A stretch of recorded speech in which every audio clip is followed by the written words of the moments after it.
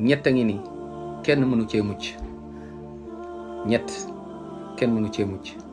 bu ci njëkk mooy na nga jàpp ni laa ahad yaslam min annaas kenn mënul mucc ci nit ñi ak noo mën a mel kenn mënoo bul jàpp ni mukk di nga mucc ci nit ñi yàlla moo bind bu ko neexoon ñëpp jaamu ko waaye am nañu ko weddi am nañu ko gëmul am na ay naafeq am na ay yëfër am nañu dem banaan sax yàlla am na doom laa ilaha illa allah subhana amma yaquluuna uluwan kabira am na ñuy jaamu ñeneen ñu dul yàlla am na ñuy sujootal ñeneen ñu dul yàlla am na ñuy sant ñeneen ñu dul yàlla subhanallah yow jàppal ni doo mën a mucc ci nit ñi yonent bi sallallahu alayhi wa sallam yàlla tagg na ko tagg biiram tagg biteem tagg ko moom sallallahu alayhi wa sallam tagg ay saxaabaam radiallahu anhum waaye muccul ci nit ñi waaye nit ñi ayibal nañu yonent bi sallallahu alayhi wa sallam nee nañ dafa dof nee nañ dafa feebar nee nañ kan jabarkat lu ne wax nañ ko ko kon jàppal ni yow it doo mucc mukk bul xool li la nit ñi di xoolee bu njëkk mais d'abord xoolal sa diggante ak sa borom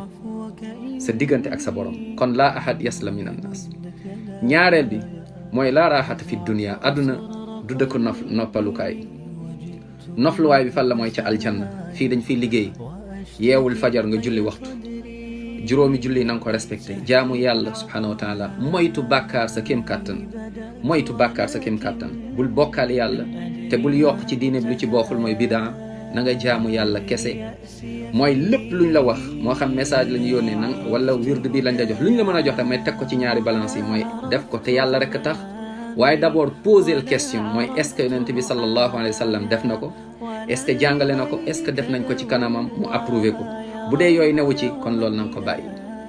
jëf joo mën a gis ci kaw suuf rek ñu tuddee ko jaamu yàlla laaj teel d'abord est-ce que yonent bi sallallahu alayhi wa sallam moo ko jàngale